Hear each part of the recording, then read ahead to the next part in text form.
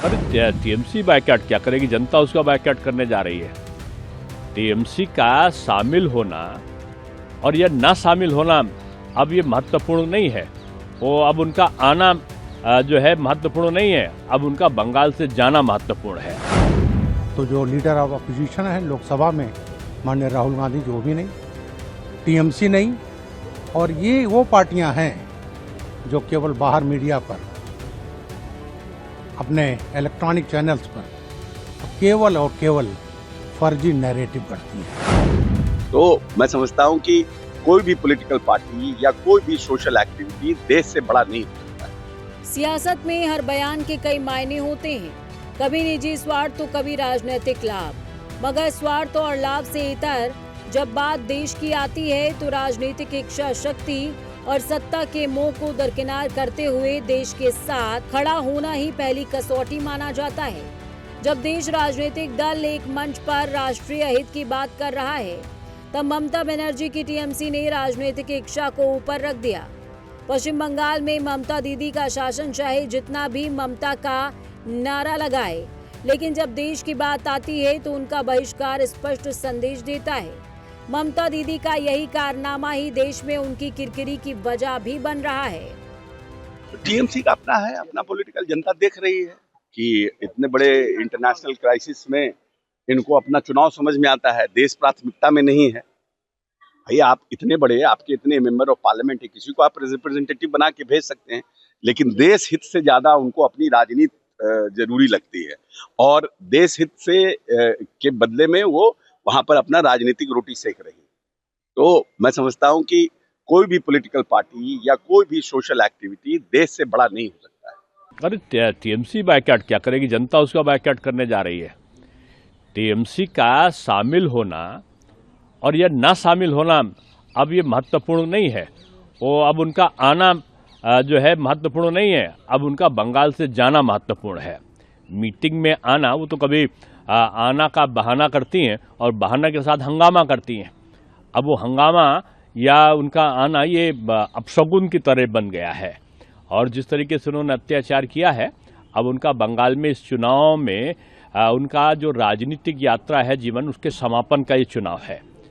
बिल्कुल ये बड़ा दुखद है कि ये हमारी विपक्षी पार्टियां इस इशू को लेकर के बार बार कहती थी ऑल पार्टी मीटिंग हो, उस पर डिस्कशन हो, फॉरेन पॉलिसी जो हमारी है उस पर डिस्कशन हो और उस पर हम एक निर्णय लें।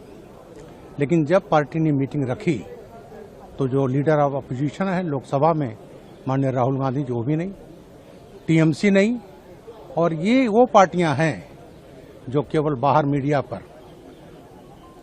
अपने इलेक्ट्रॉनिक चैनल्स पर केवल और केवल फर्जी नैरेटिव करती हैं। दरअसल ममता बनर्जी की ये चौतरफा घेराई ऐसे ही नहीं हो रही, उसके पीछे की असल वजह खुद उनके कारनामे हैं। जब पूरा देश मिडिल ईस्ट में जारी तनाव और उसके नकारात्मक प्रभाव से गुजर रहा है, सरकार राजनीतिक हित को दरकिनार करते हुए राष्ट्र प्रथम का ध्येय मानकर विपक्ष से इस मुश्किल हालात से निपटारा करने का मशवरा मांग रहा है, तब ममता बनर्जी अपनी सियासत चमकाने के लिए, बंगाल फतेह का ख्वाब देखने के लिए देश में आए संकट को दरकिनार कर रही हैं, जो ममता बनर्जी की राष्ट्र के प्रति असंवेदनशीलता का रिपोर्ट कार्ड है। लिहाजा जब टीएमसी के नेताओं से सर्वदलीय बैठक में शामिल न होने की बात पूछी गई, तो उनका गैर जिम्मेदाराना बयान चौंकाने वाला था। बीजेपी के साथ पूरा लड़ाई चल रहा है और उसके साथ क्या हम मीटिंग करेंगे? तो सर ऑल पार्टी मीट में नहीं रहेगी टीएम? नहीं रहेंगी। दरअसल ममता बनर्जी की ये सारी कवायद बंगाल चुनाव को साधने की है, जिसमें वो ये दिखाना चाहती हैं कि वो सरकार के साथ किसी भी मंच पर साथ नहीं आ सकती, मगर उन्हें इस बात का इल्म होना चाहिए कि जमहूरियत में जनता सब देख रही है और सरकार का विरोध करते करते वो देश को भी उसी चश्मे से देख रही हैं, जो आगामी विधानसभा चुनाव में उनकी खटिया खड़ी कर सकता है। लिहाजा बंगाल चुनाव में बीजेपी ने भी कमर कस ली है, एक एक कर उम्मीदवारों की सूची जारी कर रही है। पश्चिम बंगाल विधानसभा चुनाव 2026 की तारीखें जैसे जैसे नजदीक आ रही हैं, भारतीय जनता पार्टी ने इस चुनाव में अपनी पूरी ताकत झोंक दी है। बीजेपी की तीसरी लिस्ट में 19 उम्मीदवारों के नाम शामिल हैं। बीजेपी की इस सूची में सबसे चौंकाने वाला नाम रत्ना देवनाथ का है। रत्ना देवनाथ आरजी कर अस्पताल की उस ट्रेनी डॉक्टर की मां हैं, जिनके साथ हुई दरिंदगी ने पूरे देश को झकझोर दिया था। पार्टी ने उन्हें पानीहाटी विधानसभा सीट से चुनावी मैदान में उतारा है। 294 सीटों वाली विधानसभा के लिए 23 और 29 अप्रैल को मतदान होना है, जिसके नतीजे 4 मई को सामने आएंगे। चुनाव से इतर सर्वदलीय बैठक से टीएमसी का दूरी बनाना देश का अपमान करने से कम नहीं है, वो भी ऐसे समय में जब पूरा देश संवेदनशील मुद्दों पर चर्चा कर रहा हो। तब केवल अपने राजनीतिक स्वार्थ और वोट बैंक की राजनीति के लिए बैठक से दूरी बनाना राष्ट्र की भावनाओं के साथ खिलवाड़ है।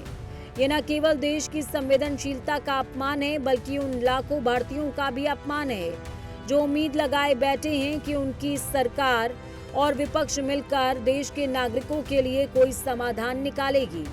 Bureau report, prime news.